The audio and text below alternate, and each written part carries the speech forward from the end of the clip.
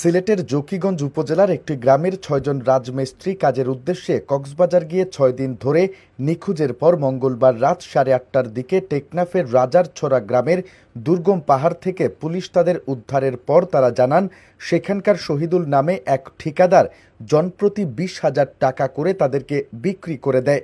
একটি মানব পাচার চক্র মালয়েশিয়া পাঠানোর জন্য শহীদুলের কাছ থেকে তাদেরকে কিনে নেয়। উদ্ধার হওয়া খালেদ হাসান বলেন, আমাদের যে ঠিকাদার ছিলেন তার শ্যালক এসে আমাদের খাওয়া দাওয়া করায়, এরপর আমাদেরকে একটি সিএনজি চালিত রিকশায় তুলে দেয়। পরে কয়েকবার রিকশা বদলানো হয়। আমাদেরকে বলে কাজের সাইট একটু পরে বলে আমাদের জঙ্গলের ভেতর দিয়ে পাহাড়ে নিয়ে যায়। এরপর আমরা জানতে পারি আমাদের ঠিকাদার আমাদেরকে জনপ্রতি ২০,০০০ টাকা করে বিক্রি করে দিয়েছে।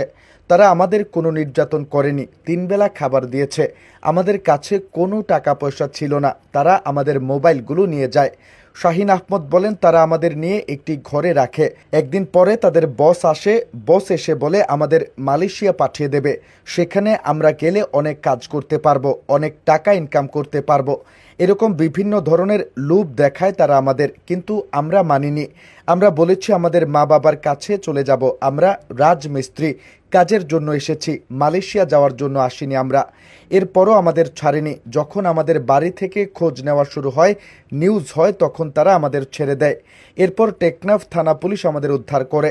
এর আগে গত ১৫ এপ্রিল বিকেলে জকিগঞ্জ উপজেলার ৪ নং খোলাছড়া ইউনিয়নের পশ্চিম লুহারমহল গ্রামের মৃত লুকুস মিয়ার ছেলে রশিদ আহমদ, ফারুক আহমেদের ছেলে মারুফ আহমদ, আজির উদ্দিনের ছেলে শাহিন আহমদ, মৃত দুরাই মিয়ার ছেলে এমাদ উদ্দিন, সফর উদ্দিনের ছেলে খালেদ হাসান ও মৃত সরবদির ছেলে আব্দুল জলিল সিলেট থেকে কক্সবাজারের উদ্দেশ্যে রওনা দেন।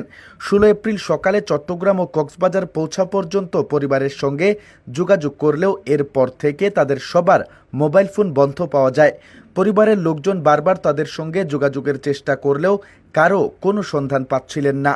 এরপর বিভিন্ন সংবাদ মাধ্যমে তাদের খোঁজ চেয়ে সংবাদ প্রচার করা হয়।